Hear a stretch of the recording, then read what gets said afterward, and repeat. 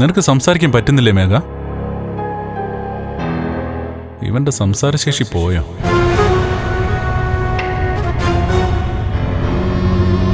നീ എന്തിനാ എന്നെ ഇങ്ങനെ തുറിച്ചു നോക്കുന്നത്? ഞാൻ നടന്നു തുടങ്ങിയെന്ന് നിന്നോട് ആരാ പറഞ്ഞത്?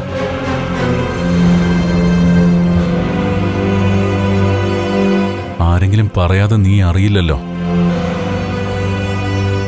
മാർക്കോയെ നീ കൊല്ലാൻ പോയപ്പോ എനിക്കെന്റെ സമനില തെറ്റിപ്പോയി. അവിടെ പിന്നെ സത്യം മറച്ചു വയ്ക്കാൻ പറ്റില്ലല്ലോ. ഇനിയിപ്പോ ഈ രഹസ്യത്തിന് അധികം ആയുസില്ല. നീ റിക്കവറായി വന്നാൽ എല്ലാവരും അറിയും കണ്ണൻ പഴയ കണ്ണനായെന്ന്. ഈ അവസ്ഥയിലാണ് നീ കിടക്കുന്നത്. എങ്കിലും പറയുക, വീൽ ചെയറിലിരിക്കുമ്പോൾ പോലും കണ്ണന്റെ മനസ്സിന് നല്ല ബലം ഉണ്ടായിരുന്നു.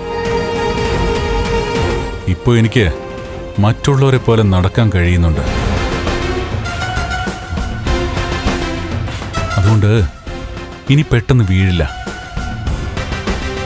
ഞാനത് പറഞ്ഞത് എന്താണെന്ന് വെച്ചാ, നീ ജീവിതത്തിലേക്ക് തിരിച്ചു വന്നാൽ നിന്റെ കാര്യം നോക്കി ജീവിച്ചോണം. എന്നെയും എൻ്റെ കുടുംബത്തെയും ശല്യം ചെയ്യരുത്. എൻ്റെ കുടുംബമെന്ന് പറയുമ്പോൾ ഞാനും എൻ്റെ ഭാര്യയും കുഞ്ഞും. എനിക്ക് നടക്കാൻ കഴിയുമെന്ന് നിനക്ക് മനസ്സിലായി. അപ്പൊ പിന്നെ മഹിയുടെ വയറ്റിലുള്ള കുഞ്ഞ് എന്റേതാണെന്ന് മനസ്സിലാക്കാനും നിനക്ക് വലിയ പാടൊന്നുമില്ല. അതേടാ, ആ കുഞ്ഞിന് ഒരച്ഛനേ ഉള്ളൂ. ആ അച്ഛൻ ഈ ഞാനാ. എന്നിട്ടും പല ആണുങ്ങളെയും ചേർത്ത് അയാളെ വിഷമിപ്പിക്കുമ്പോഴും എല്ലാം ഉള്ളിലൊതുക്കി നിന്നത് നിന്റെയൊക്കെ ഉള്ളിൽ അത്രയ്ക്ക് വിഷമുള്ളതുകൊണ്ടാ. നീയൊക്കെ എൻ്റെ കുഞ്ഞിനെ കൊല്ലുമെന്ന് ഭയന്നിട്ടാ. നിനക്കിനി എന്ത് സംഭവിച്ചാലും എനിക്കൊന്നുമില്ല. കാരണം ഈ ജന്മത്തില് നിനക്കിനി നന്മയുള്ളൊരു ഹൃദയം ഉണ്ടാവില്ല. ആരെയും സ്നേഹിക്കാനും കഴിയില്ല, സ്വത്തിനെയും പണത്തിനെയും അല്ലാതെ.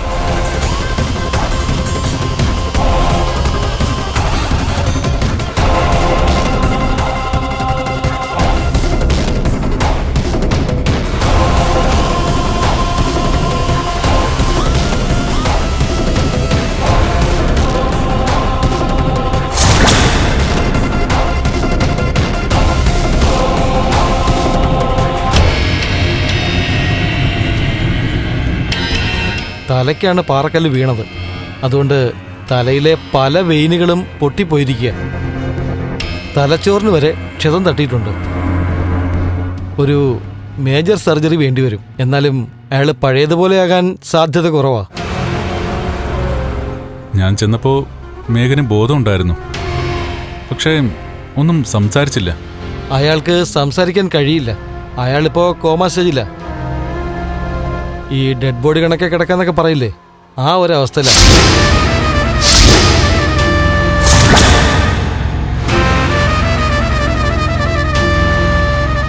ഒന്ന് സംസാരിക്കാനോ കൈകാലുകൾ അനക്കാനോ ചിലപ്പോൾ മാസങ്ങൾ വേണ്ടി വന്നേക്കാം. ഇതുപോലെയുള്ള കേസുകളിൽ ജീവിതകാലം മുഴുവനും ഇങ്ങനെ കിടക്കാനുള്ള സാധ്യതയുണ്ട്. പിന്നെ മാർക്കോയെ കാറ് കൊണ്ടുവന്ന് ഇടിച്ചു വീഴ്ത്തിയതല്ലേ, അതിൻ്റെ ഫലം അയാൾക്ക് കിട്ടാതിരിക്കുമോ? മാർക്കോ ഇവിടെ കൊണ്ടുവരുമ്പോൾ ഇവനേക്കാളും കഷ്ടമായിരുന്നു മാർക്കോയുടെ അവസ്ഥ. എന്നാൽ മാർക്കോ ഇപ്പോൾ സാധാരണ നിലയിലായി. ഈ മേഘനെ പക്ഷെ പെട്ടെന്ന് തിരിച്ചു വരാനുള്ള സാധ്യതയൊന്നും ഞാൻ കാണുന്നില്ല. പിന്നെ ദൈവത്തിൻ്റെ പിന്തുണയൊന്നും അയാൾക്കില്ലല്ലോ. എന്നെ അവൻ കൂട്ടിക്കൊണ്ടുപോയതും കൊല്ലാനായിരുന്നു ഡോക്ടർ. എടോ, ഡോക്ടർക്കാരുടെയും ജീവൻ എടുക്കാൻ സാധിക്കില്ല, ജീവൻ നിലനിർത്താനല്ലാതെ. അല്ലെങ്കിൽ ഞാൻ അവനോട് കരുണ കാട്ടില്ലായിരുന്നു. വേണ്ട സാർ, അവനെപ്പോലുള്ളവര് കിടന്ന് നരയിക്കണം. അതിനുള്ള സാധ്യത ഇപ്പോൾ കൂടുതലാ. എനിക്കൊന്ന് മാർക്കോയെ കാണാൻ പറ്റുമോ ഡോക്ടർ? ഞാൻ നഴ്സിനെ വിളിച്ച് പറയാം. കണ്ണം പോയി കണ്ടോളൂ. ശരി ഡോക്ടർ. ശരി.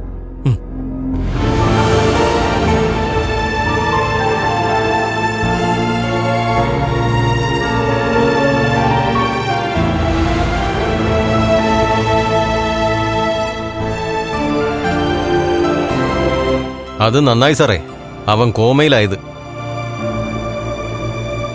അതവന്റെ ഭാഗ്യമാ. അല്ലെങ്കിലേ ഇതിനകത്തിട്ട് ഞാൻ അവനെ തീർത്തേനെ. എന്തായാലും സാറിൻ്റെ കാര്യത്തിൽ വലിയ വലിയ അത്ഭുതങ്ങളാണ് സംഭവിക്കുന്നത്. ശബരിമലയിൽ നിന്ന് വീണവനും കോമയിലായി പോയതുകൊണ്ടാ സാറ് നടക്കുന്നതെന്ന സത്യം ആരും അറിയാതിരുന്നത്. ഇപ്പോൾ ദേ നോക്ക്, മേഘൻ്റെ കാര്യത്തിൽ അത് തന്നെയാണ് സംഭവിച്ചിരിക്കുന്നത്. ആ അതൊക്കെ അവിടെ നിൽക്കട്ടെ. എന്നാലും എസ് ഐയോട് ആ കഥ മാറ്റിപ്പറയാനുള്ള ബുദ്ധി ആരാ നിനക്ക് ഉപദേശിച്ചു തന്നത്? അത് അപ്പം തോന്നിയ ഐഡിയ സാറേ.